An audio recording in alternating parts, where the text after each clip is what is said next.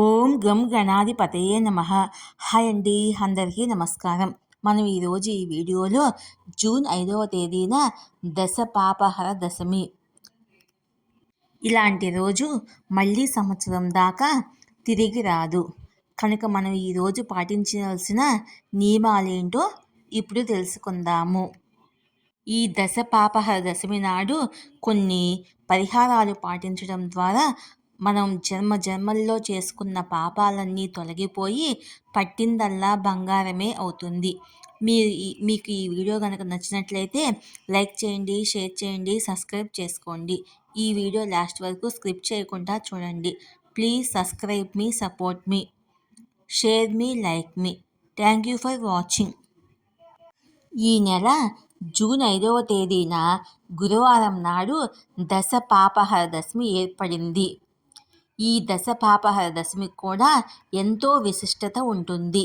జ్యేష్ఠ మాసములోని శుక్లపక్షంలో వచ్చే 10వ తిథిని గంగా దసరా అని పిలుస్తారు. ఈ రోజునే గంగాదేవి అవతరించిన రోజు. దశ పాపహర దశమికి చాలా విశిష్టత ఉంది. దశ పాపహర అంటే 10 రకాల పాపాలను తొలగించే శక్తి ఈ రోజుకు ఉంటుంది. స్కంద పురాణం ప్రకారము ఈ దశ పాపహర దశమి నాడు మనం కొన్ని నియమాలు పాటించడం ద్వారా మనము జన్మల్లో చేసుకున్న పాపాలన్నీ తొలగిపోయి జన్మల అదృష్టం మనకు కలుగుతుంది. ఈ రోజున గంగా నదిలో స్నానం చేస్తే అత్యంత పుణ్యప్రదము. గంగా నదికి వెళ్ళలేని వారు మీ సమీపంలో ఉన్న పవిత్ర నదులు, చెరువులు దగ్గర లేదా బావి దగ్గర స్నానం చేస్తే మంచిది. అలాగే ఇంట్లో స్నానం చేసేవారు స్నానం చేసే నీటిలో కొంచెం గంగాజలం కలుపుకొని స్నానం చేస్తే మంచిది. గంగాజలంతో స్నానం చేయలేని వారు కొంచెం నీటిలో పసుపు వేసుకొని గంగా గంగా గంగా అని పలుమార్లు స్మరించుకుంటూ స్నానం చేసినట్లయితే మనకున్న పాపాలన్నీ నశించిపోతాయి. ఈ జన్మలో చేసిన పాపాలే కాకుండా గత జన్మ పాపాలు కూడా తొలగిపోయి ఆ పరమేశ్వరుని యొక్క అనుగ్రహం మనకు కలుగుతుంది. ఇక ఈ రోజున ఇంట్లో పూజ చేసుకుంటే కుటుంబ సమస్యలన్నీ తొలగిపోతాయి. ఈరోజు శివ పూజకు అలాగే విష్ణు పూజకు చాలా అనుకూలమైన రోజు. ఇంట్లో పూజ చేసేవారు ఒక చిన్న కలశం స్థాపించి అందులో నీరు నింపి గంగాదేవిని ఆవాహన చేసి ఇంట్లో పూజ చేసుకోవచ్చు. ఈ రోజున ఇంట్లో దీపారాధన చేసేటప్పుడు మల్లెపూలతో దేవుణ్ణి పూజిస్తే కోరిన కోరికలన్నీ సత్వరమే నెరవేరుతాయి. ఇక పూజలో నైవేద్యంగా ఏదైనా తీపి పదార్థాన్ని నివేదించండి. ఇంట్లో దీపారాధన చేసి అగరవత్తులు వెలిగించి ఒక శక్తివంతమైన మంత్రం జపించండి. ఆ మంత్రం ఏమిటంటే ఓం నమో నారాయణాయ నమః, ఓం నమః శివాయ అనే మంత్రాన్ని పఠించినట్లయితే మనం చేసుకున్న పాపాలన్నీ పటాపంచలైపోతాయి. అలాగే ఈ రోజున గంగాదేవి భూమిపై అవతరించింది కనుక ఈ రోజున ఓం గంగాయై నమః అనే మంత్రాన్ని 21 సార్లు జపించండి. ఈ మంత్రానికి ఉన్న శక్తి చెప్పలేనిది. ఈ మంత్రాన్ని జపించిన తక్షణమే గంగాదేవి అనుగ్రహము మనకు లభిస్తుంది. ఆర్థిక సమస్యల నుండి నివారణకు ఈ దశ పాపహర దశమి నాడు పూజా గదిలో ఉన్న లక్ష్మీదేవి చిత్రపటానికి గులాబీ పూలను సమర్పించి నమస్కారం చేసుకోండి. ఆర్థిక సమస్యలన్నీ తొలగిపోయి ఇంటి ఐశ్వర్యం వృద్ధి చెందుతుంది. ఈ దశమి రోజున తప్పనిసరిగా పసుపు రంగు వస్త్రాలను ధరించండి. జాతక దోషాలన్నీ తొలగిపోయి విపరీతమైన అదృష్టం, ఊహించలేనంత ఐశ్వర్యం కలిసి వస్తుంది. విశేషంగా ఈ దశమి నాడు ఒక రాగి కలశంలో నీళ్లు పోసి అందులో కొన్ని మల్లెపూలు అలాగే ₹1 నాణ్యం వేసి ఈ రాగి కలశాన్ని మీ ఇంటి ఈశాన్యంలో పెట్టండి.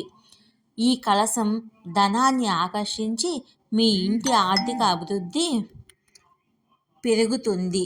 అలాగే తులసి కోటలో ఒక దీపం వెలిగించి తులసి మొక్కకు నమస్కారం చేస్తే సంపూర్ణ లక్ష్మీ కటాక్షము మనకు సిద్ధిస్తుంది. అదేవిధంగా మీ ఇంటి ప్రధాన ద్వారం పైన కుంకుమతో స్వస్తిక్ గుర్తుని వేయండి. ఇంటి గుమ్మం ముందు స్వస్తిక్ గుర్తు ఉంటే లక్ష్మీదేవికి ఆహ్వానం పలికినట్లు. కాబట్టి లక్ష్మీదేవి త్వరగా ప్రసన్నం కావాలంటే ఈ దశమి రోజున ఇంటి ముందు తప్పనిసరిగా స్వస్తిక్ చిహ్నం వేయండి. తరచూ ఆర్థిక సమస్యలు, అప్పుల సమస్యలతో ఇబ్బంది పడేవారు ఒక రాగి పళ్ళెం కానీ ఇత్తడి పళ్ళెం కానీ తీసుకొని అందులో నీళ్లు పోసి 21 మల్లెపూలను వేసి ఓం గంగాయే నమః అనే మంత్రాన్ని చదివి ఈ మల్లెపూల పళ్ళాన్ని మీ పూజా గదిలో పెట్టుకోండి. మర్నాడు ఉదయము పళ్ళెంలో ఉన్న 21 మల్లెపూలను తీసి ఒక తెలుపు రంగు వస్త్రంలో కట్టి మీ ఇంటి ఈశాన్య మూలన ఒక చిన్న గొయ్యి తీసి ఈ మల్లెపూల మూటను అందులో పాతి పెట్టండి.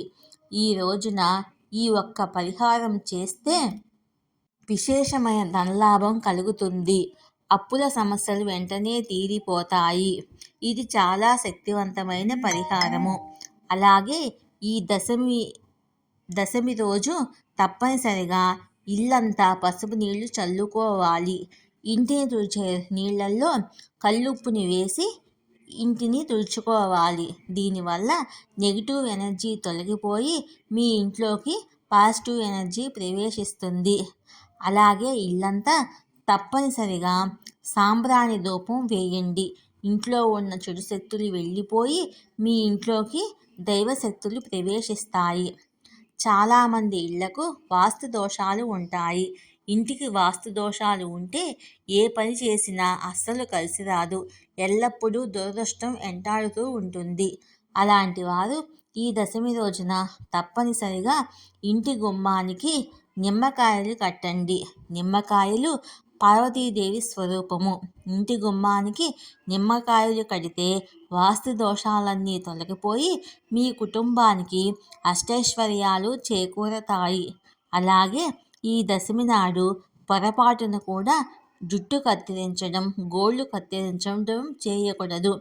ఈ రోజున శారీరకంగా పవిత్రంగా ఉండాలి. ఉదయాన్నే స్నానం చేసి శుభ్రమైన వస్త్రాలు ధరించాలి.